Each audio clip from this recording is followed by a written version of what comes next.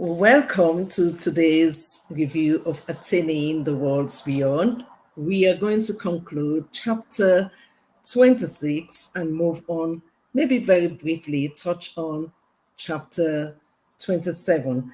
To remind you, chapter 26 is titled Cognition of the Spiritual World.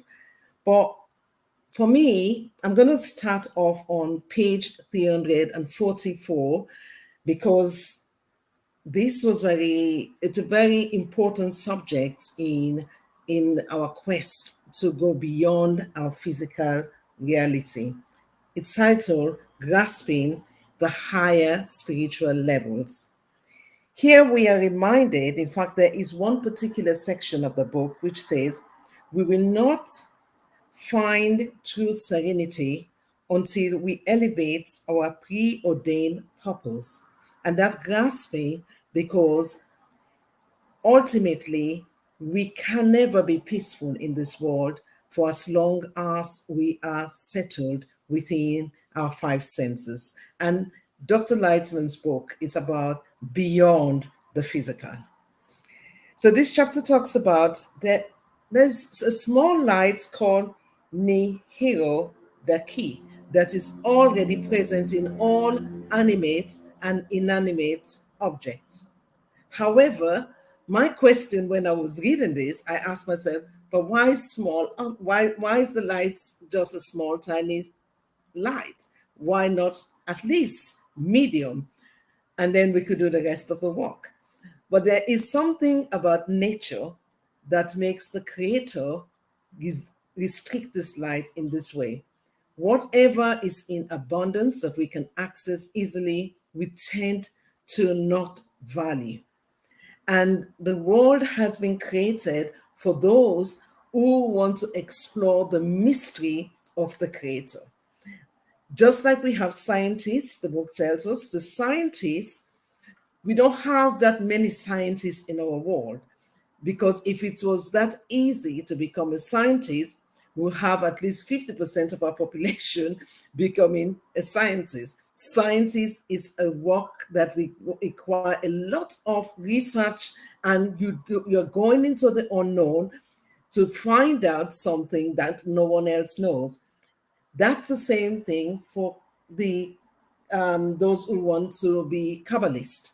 Because here, if you really want to move on spiritually beyond the physical, then Kabbalah is a very important aspect. And it says very clearly that the Kabbalist will not even sense the Creator at any spiritual level if they do not possess the quality that is aligned to that spiritual level. That means they have to invest their time a lot in changing their inner quality so that they will become aware of what that spiritual level is and then sense the Creator at that level.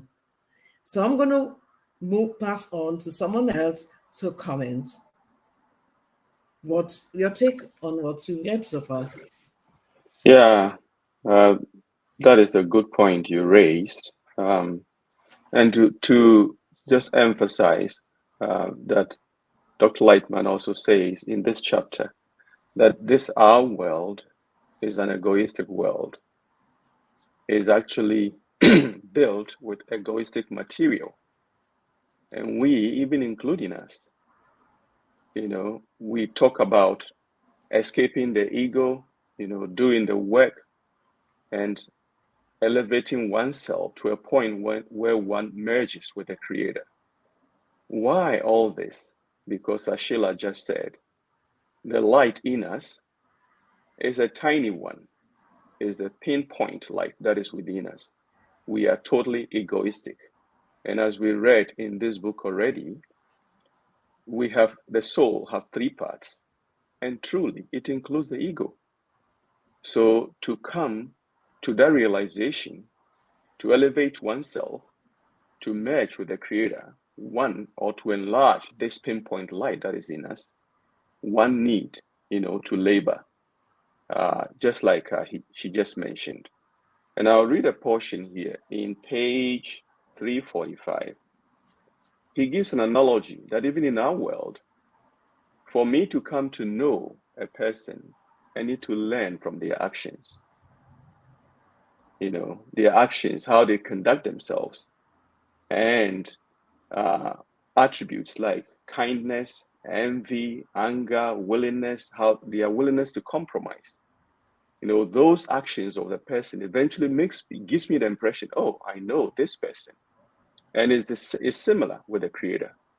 When the Kabbalist, labor and receives a light, he tells us one has to perceive whether this light comes with the qualities of the Creator himself, or again, is the ordinary egoistic forces that dominates us that I am feeling at any particular point in time. What am I feeling?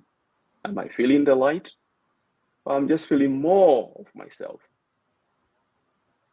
So that stood out very well for me, that when we engage in actions, as you said already, we do in actions, spiritual actions to attract the light. But one need to be conscious of differentiating between perceiving impure forces, which is more of myself, my egoistic self, because I'm woven with ego. That is my functional unit. I'm basically ego. Or am I perceiving the Creator himself that brings more of himself into me? In that way, if I'm able to perceive the Creator and draw the light day after day as I work, then I come to a point where I escape the exile from myself and merge with the Creator. Tuso? Thanks, Francis. Well summarized what Sheila had said. In other words, in order for us to begin to recognize or have cognition of the Creator, atop of the very little or small light nerda kick that the Creator has placed among all levels of creation, the still, vegetation, animate and speaking. Atop of that, we need another sensor that we can be able to perceive the Creator. And we build that through the studies, through coming close together and really asking him for it, because at the end of the day, he's the one who gives us this light we call the neshama or the soul. It's another sensor that actually help us to recognize him, to have cognition of him. So if we do not have this, what we build in group studies, as we've been learning in this book, we will remain like animals or even plants with this small light that animate us, that makes us move and make us act. So this book tells us that in order for us to be able to see him or perceive him, as Francis has said, we need to begin to build it. And in order for us to build it, we have no forces to build it on our own. Hence, the book always speaks of coming together, and between us, that's where we find the soul or the new sensor that the Creator wants us to find, or wants us to create a need for it, and then fills it.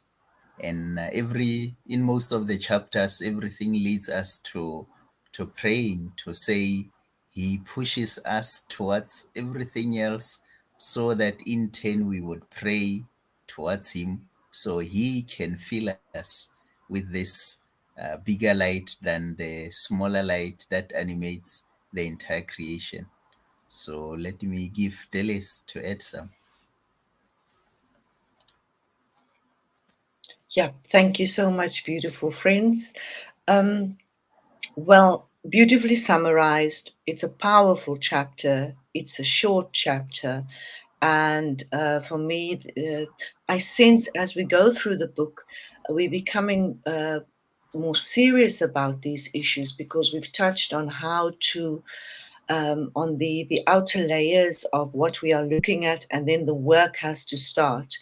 And it stands out to me the way you've put it, Francis, about the ego. Really, for us discovering slowly, more deeply, how the ego, this part of us that just wants to take for ourselves, how it truly enslaves us.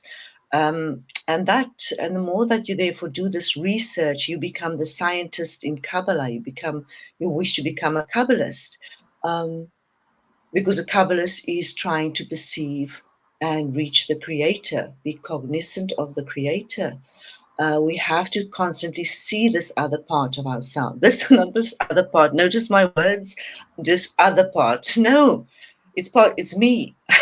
And so I even now I'm trying to run away from that. But as you do it together and as you study and you're not afraid and you don't have to be knowledgeable, you just have to have this open heart that's willing, as you said, Thuso, to ask for the assistance to shift this little light into the larger light. This world to just receive for ourselves and shift that around. I have nothing more to add to that because I think we're starting to delve really much deeper into this. And I hope Godfred will tell us a little bit more. Perhaps I'm diverting towards you, Godfred, and putting you in a difficult situation. But they've spoken of the world of our world, egoistic world, and then the spiritual world. A little bit of that is being touched upon. And those writings are, of course, in the books. I told you, I said I was going to hand it to you, Godfred, and then I went ahead and spoke about it myself. Your turn. Thanks, Dennis. Beautifully said. Yeah, what I want to add up, just share with you is page 347. A small part about the spiritual descent does not imply the loss of faith.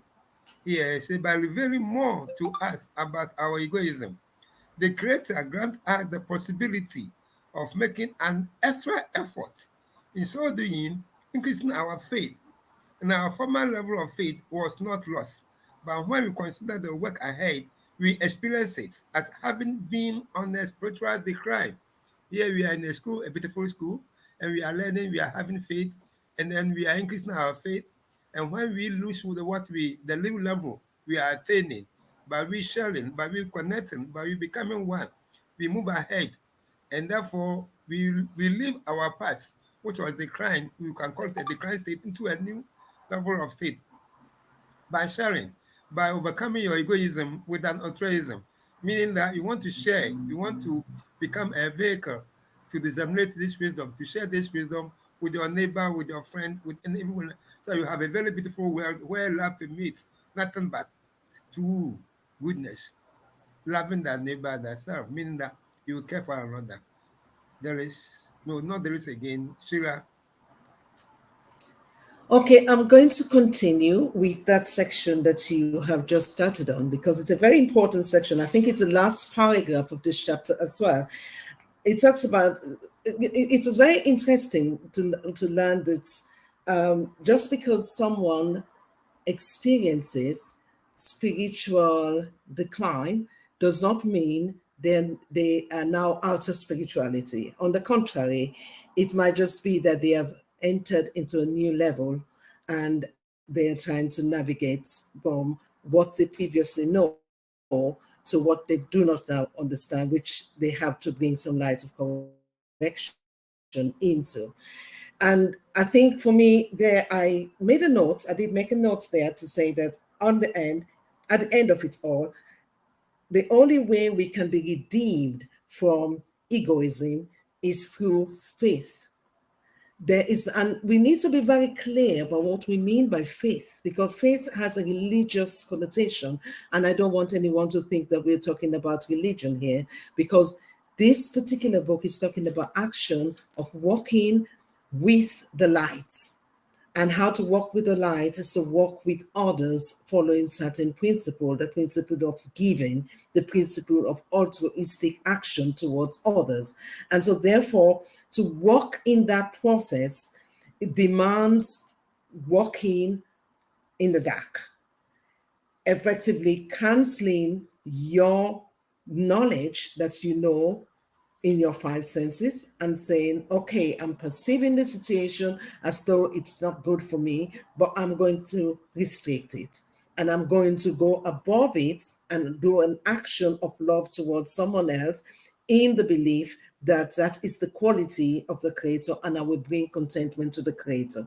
And neatly end up with this last page of 348 talks about this action of faith does result in us becoming closer to revealing the lights and the Creator. However, there is this element of commandments that we can never attain until we reach what is called the state of Israel, and that is love and fear.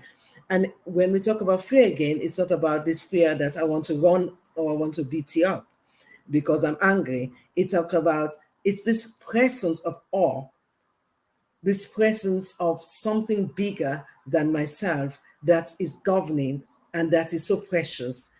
So with that said, I think we didn't manage to go to chapter 27. We didn't touch on chapter 27, and rightfully so, we shouldn't, because this was a very, very deep chapter. Next week, we'll start off with chapter 27. For now, we're going to end, and thank you all for following us, for liking, for sharing. Last week, I noticed quite a few shares that I was very amazed by. So thank you all for sharing, and we'll see you next week. Bye for now.